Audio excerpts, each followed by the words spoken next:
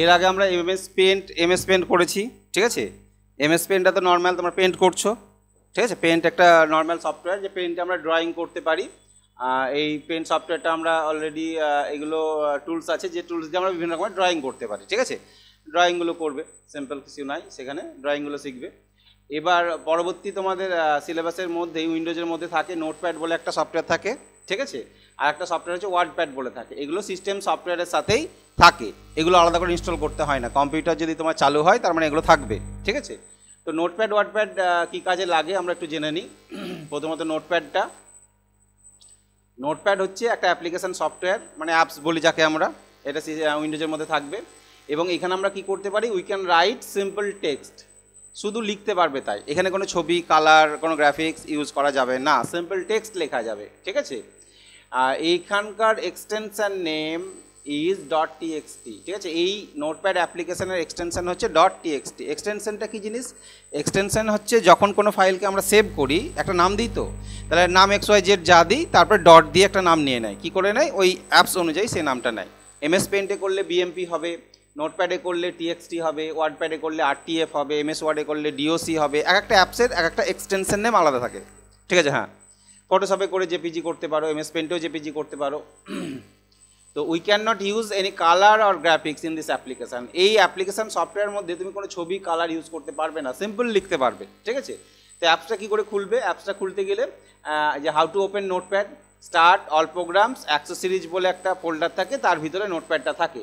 যদি নোটপ্যাড ওইভাবে না পাও, এইখানে যাবে, সার্চে গিয়ে নোটপ্যাড লিখবে, তাহলে চলে আসবে, ঠিক আছে। তাহলে নোটপ্যাড NOTEPAD, ঠিক আছে। নোটপ্যাড লিখে আমি যদি সার্চ করি, ওপরে দেখো নোটপ্যাড চলে এসছে। এইটা হচ্ছে সেই অ্যাপসটা, সিম্পল একটা অ্যাপস। সিম্পল হলে অনেক পাওয়ারফুল, অনেক কাজ করা যায়, বড় বড় কাজ করা যায়, কোডিং টোডিং লেখা যায়, ঠিক আছে। তো এইটাকে বড় করে নিতে পারি আমরা। এটাতে ক্লোজ, এটা ম্যাক্সিমাইজ, এটা মিনিমাইজ। এই যেটা ম্যাক্সিমাইজ করলাম, ম্যাক্সিমাইজ করা মানে ফুল স্ক্রিন হয়ে যাওয়া, ঠিক আছে। আর মিনিমাইজটা কি? ছোট হয়ে যে টাস্ক বারে এখানে এসে জমা হবে, গায়েব হয়ে যায়। গায়েব হয়ে যায় বলতে কি, তোমরা মোবাইলে যখন কোনো অ্যাপস খুলো, আচ্ছা মোবাইলে ধরো আমি এখানে হোয়াটসঅ্যাপ খুললাম, হোয়াটসঅ্যাপ খোলার পর আমি এই মধ্যের একটা বাটন আছে না, টিপে দিই, দিয়ে মনে হয় যে ওটা বন্ধ হয়ে গেল, কিন্তু ওটা কি বন্ধ হলো অ্যাপসটা? হ্যাঁ, অ্যাপসটা খোলা থেকে যায়, ঠিক আছে, কিন্তু ওটা তোমার মিনিমাইজ হয়ে থাকে, এটাকে মিনিমাইজ বলা হয়। অ্যাপসটা ক্লোজ করতে গেলে তখন আমাদেরকে এখান থেকে গিয়ে ক্লোজ করতে হয়, এটা হচ্ছে ক্লোজ, তাছাড়া ক্লোজ হবে না। তো এইরকমই তাই, এই অ্যাপসটাও এখানে খোলা আছে, এইখানে ক্লিক করে আমি তখন এটাকে যদি ক্লোজ করি তবে ক্লোজ হবে, ওকে। হ্যাঁ, ম্যাক্সিমাইজ করার পর ক্লোজ করতে হবে, বা সরাসরি আমরা এখানে মিনিমাইজ করেছি, এখান থেকে মাউস পয়েন্টার নিয়ে গিয়েই আমরা এখানে ক্লোজ বাটন পেয়ে যাই। যদি অ্যাপ সেভ করার থাকে তাহলে সেভ করতে বলবে, আর সেভ করার না থাকলে ডাইরেক্টলি ক্লোজ হয়ে যাবে, ওকে। তাহলে ক্লিক করলাম, এই অ্যাপসটা খুললো। এইখানে কি করতে পারবো? আমরা লিখতে পারবো সাধারণ লেখা, যেমন হয়তো বায়োডাটা, নেম, বায়োডাটা, এই সমস্ত কিছু জিনিস তোমরা লিখতে পারবে। সেই লেখাগুলো প্র্যাকটিস করবে, ঠিক আছে। লেখা কেন প্র্যাকটিস করবে? তোমাদেরকে টাইপিং প্র্যাকটিস করতে বলছি ভালো করে। রিসেন্টলি ধরে নাও SSCর গ্রুপ C, গ্রুপ D পরীক্ষা নেবে, সেখানে টাইপিং টেস্ট দেবে। টাইপিং টেস্ট যদি টাইপিং ভালো স্পিড না দিতে পারো, তোমাকে কম্পিউটার পাস করেছো তুমি, এবার কম্পিউটার টেস্ট নেবে, ঠিক আছে। কম্পিউটারে কী দেবে? টাইপিং টেস্ট নেবে, কিছু প্রশ্ন জিজ্ঞেস করবে, এক্সেলে কিছু কাজ করতে দেবে, ওয়ার্ডে কিছু কাজ করতে দেবে, ঠিক আছে। তো এই সমস্তগুলো যদি করতে না পারো, কম্পিউটার শিখে, কম্পিউটার সার্টিফিকেট মাস্ট, এবার ওগুলো শিখে যদি করতে না পারো তাহলে কী লাভ হলো, ঠিক আছে। এর জন্যই তোমাদেরকে টাইপিংটা দেওয়া। আর পরীক্ষা তো প্রশ্ন কম্পিউটার থেকে থাকবে, ঠিক আছে। কম্পিউটারে কম করে 7-8টা প্রশ্ন থাকবে মিনিমাম, ঠিক আছে, ওকে। তো এইখানে সিম্পল আমরা টেক্সট লিখতে পারবো, সাপোজ হয়তো যেমন লিখলা, ঠিক আছে,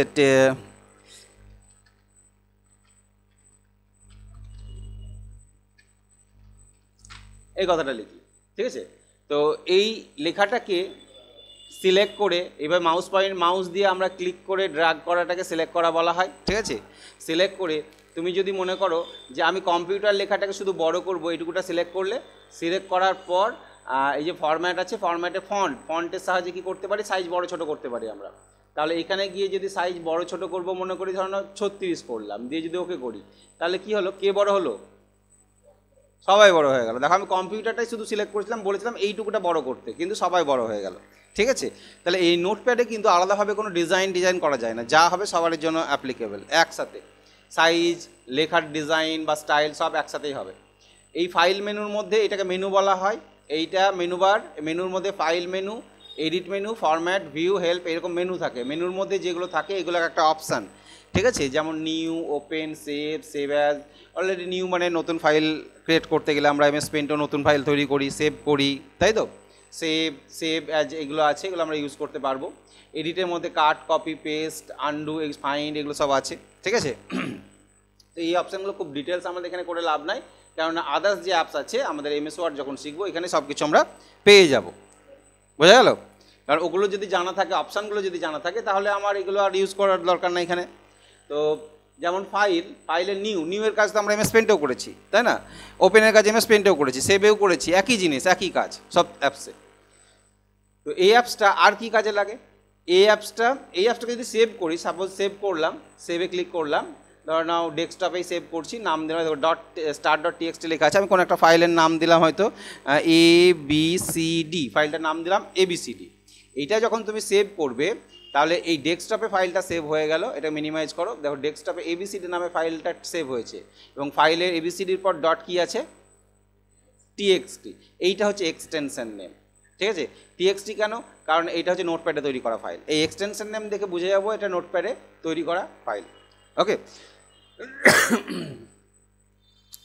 আচ্ছা, এটা ডাবল ক্লিক করলে খুলে যায়, এভাবে খুলে যাবে। তাহলে এইভাবে ফাইলটাকে সেভ করতে হয়। তো নোটপ্যাডে আর কি হয়,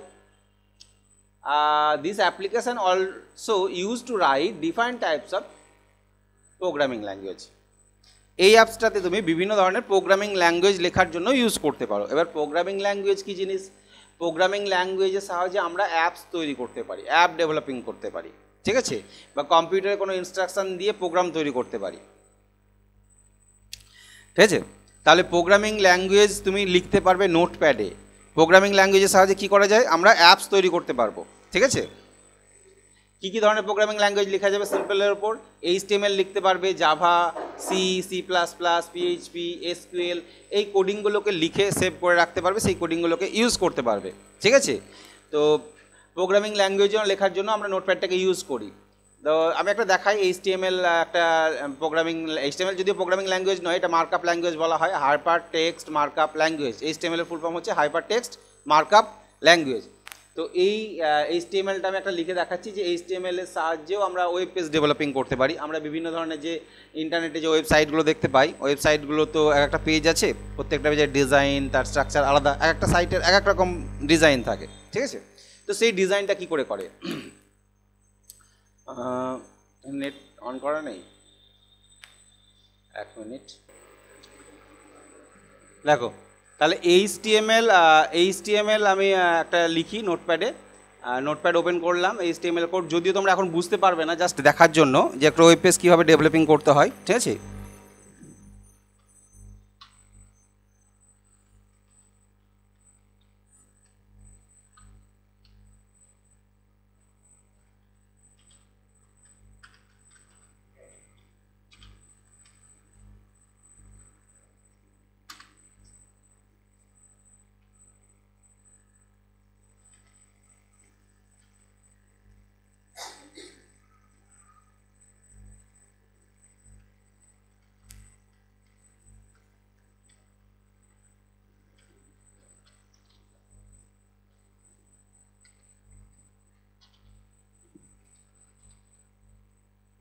আচ্ছা, ফাইলে গেলাম, এটাকে সেভ অ্যাজ করে নিই, ডেস্কটপে সেভ করি, এখানে অল ফাইলস করলাম, এক্সটেনশন নেমটা চেঞ্জ করে দেবো, RYCTC.HTML সেভ করলাম, মিনিমাইজ করে রাখি। ডেস্কটপের উপর দেখো RYCTC.HTML বলে একটা ক্রোমের মতন লোগো দেখতে পাচ্ছ, একটা ওয়েব পেজ তৈরি হয়ে গেছে, ঠিক আছে। তো এই পেজটাকে যদি ডাবল ক্লিক করি তাহলে এর ভিতরে তুমি ওই লেখাটা দেখতে পারবে যে একটা পেজ ডিজাইন হয়েছে, পেজের ভিতরে একটা লেখা দেখাচ্ছে, this is Rajarampur with computer training centre. এটা ধরুন একটা ওয়েব পেজ, ঠিক আছে। আমরা তো বিভিন্ন ধরনের পেজ দেখি, তাই না, যে ওয়েব পেজগুলো দেখি, ওয়েব পেজগুলো এক রকম ডিজাইন থাকে।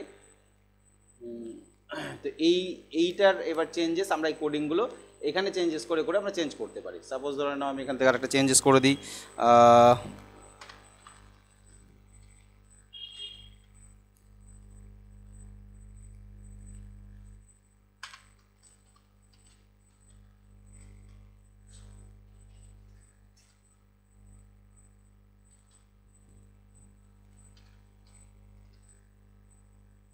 এখানে সেভ করলাম।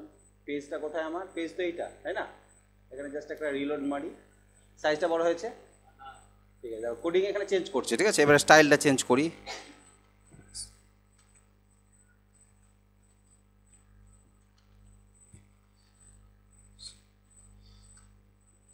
সেভ, রিলোড মারো, লেখার ডিজাইনটা চেঞ্জ হলো, ঠিক আছে।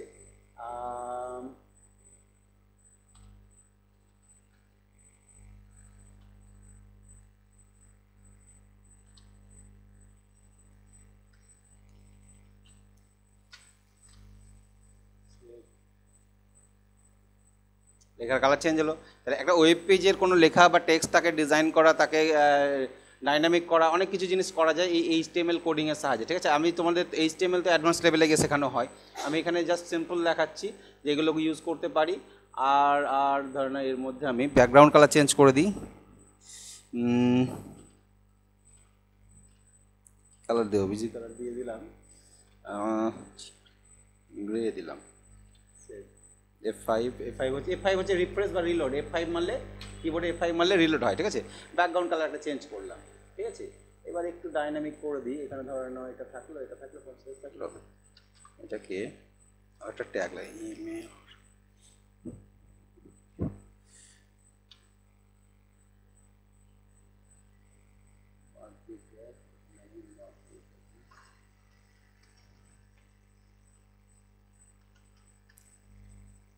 সেভ করলাম, রিলোড হয়েছে। কি লিখলাম? হ্যাঁ,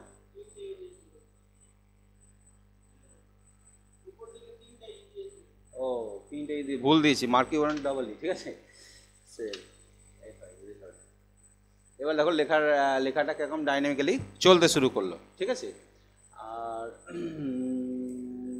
এর ব্যাকগ্রাউন্ডে একটা কালার দিয়ে দিই, এর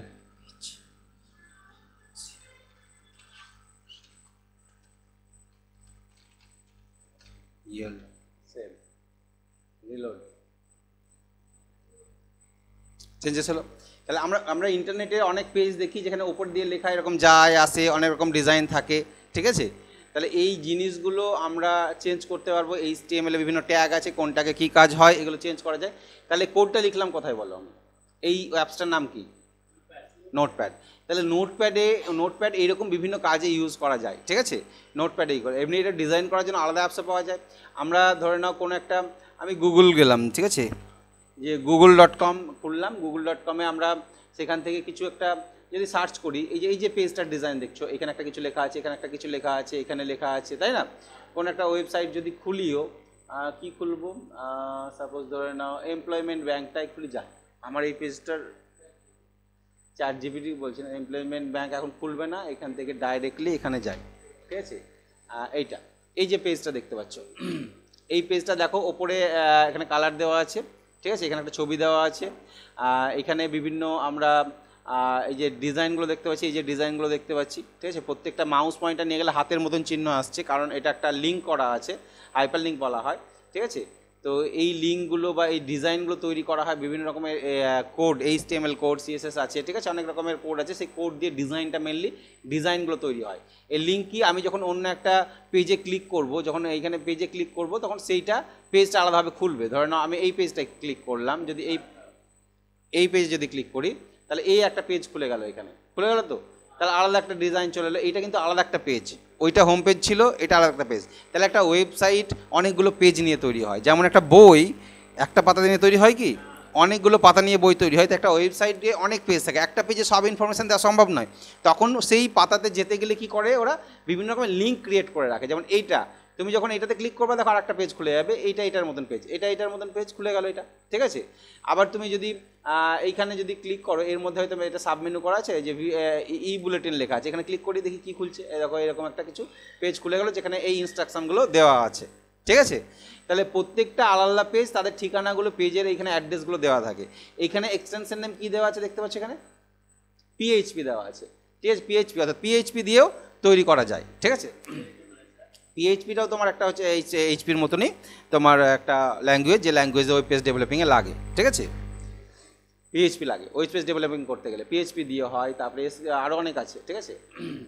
তো এই ওয়েবসাইট বা বিভিন্ন ধরনের ওয়েবসাইট আছে যার যে ডিজাইন, সেই ডিজাইনগুলো আমরা নোটপ্যাডে লিখে বা বিভিন্ন অ্যাপসও আছে তার মাধ্যম দিয়েও করতে পারি, ঠিক আছে। নোটপ্যাডেও আমরা লিখতে পারি। যদি ধরি এই যে পেজটা ডিজাইন করা আছে, এই পেজের কোডিংটা কী আছে, তুমি এই পেজের পর রাইট ক্লিক করবে, দিয়ে সোর্স যাবে, ভিউ সোর্স লেখা আছে, পেজ সোর্স, দেখো কত কোডিং লেখা আছে। এখানে যতটা দরকার তার থেকে অনেক কোডিং লেখা আছে, দেখো এভাবে কোডিং দেখতে পাচ্ছ।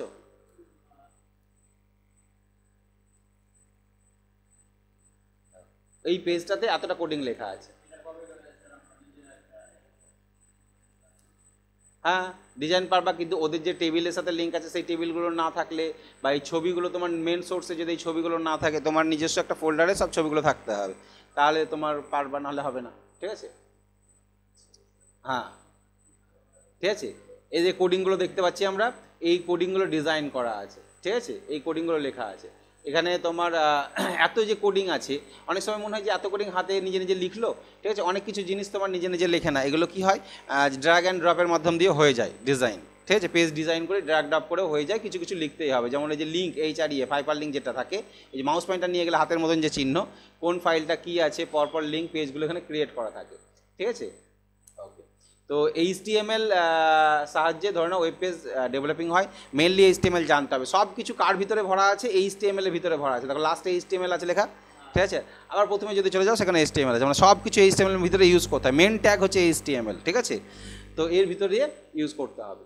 তো এই নোটপ্যাড অ্যাপসটা আলোচনা করতে গিয়ে তোমাদের আমি HTML এর জাস্ট সিম্পল একটা জিনিস দেখালাম। তাহলে এইরকম বিভিন্ন সি প্রোগ্রামিং, C++, PHP এই সমস্ত প্রোগ্রামিং কোডগুলো আমরা নোটপ্যাডে লিখে সেটাকে আমরা রান করাতে পারি, বা সেটাকে কপি করে অন্য জায়গায় পেস্ট করে ইউজ করতে পারি, সেভ করে রাখতে পারি। নোটপ্যাডে অনেক কিছু জিনিস আমাদের লিখে রাখা যায়, ঠিক আছে। তাহলে এই হচ্ছে নোটপ্যাড। তাহলে নোটপ্যাড এমন একটা অ্যাপস যেটা সিস্টেম সফটওয়্যারের মধ্যেই থাকে। সেখানে যদি এখন তোমরা বর্তমানে লিখতে যাও, সিম্পল একটা টেক্সট, নাম, বায়োডাটা, এই সমস্তগুলো লিখতে পারবে। ক্লিয়ার? ওকে, তাহলে নোটপ্যাড নিয়ে আর ডিটেলস আলোচনা করছি না আমি, ঠিক আছে।